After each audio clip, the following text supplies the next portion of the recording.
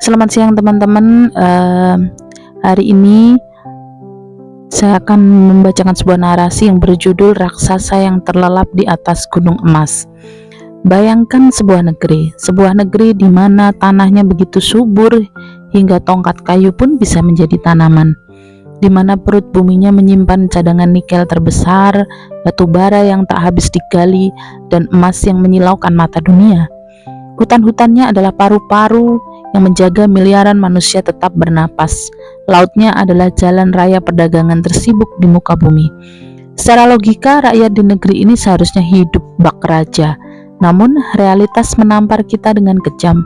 Di atas tanah yang memuntahkan kekayaan itu, anak-anaknya masih antre untuk sekedar mendapatkan beras murah. Di pesisir yang kaya minyak, nelayannya kesulitan membeli solar.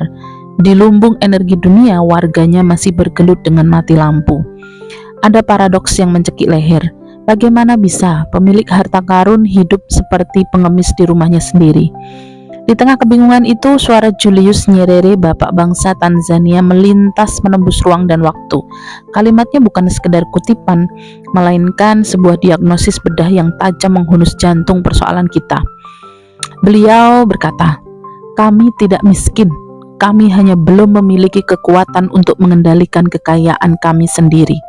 Kalimat itu menghipnotis, memaksa kita menatap cermin ilusi kemiskinan. Kita selama ini ditipu oleh ilusi yang disebut negara berkembang. Kita didoktrin untuk percaya bahwa kita miskin modal, miskin teknologi, dan miskin kemampuan. Padahal kemiskinan kita bukanlah takdir Tuhan, itu adalah hasil konstruksi sistemik. Lihatlah ke pelabuhan-pelabuhan internasional kita. Kapal-kapal tongkang raksasa berbendera asing itu tidak datang untuk berwisata. Mereka datang menyedot nadi bumi pertiwi. Kita menggali tanah.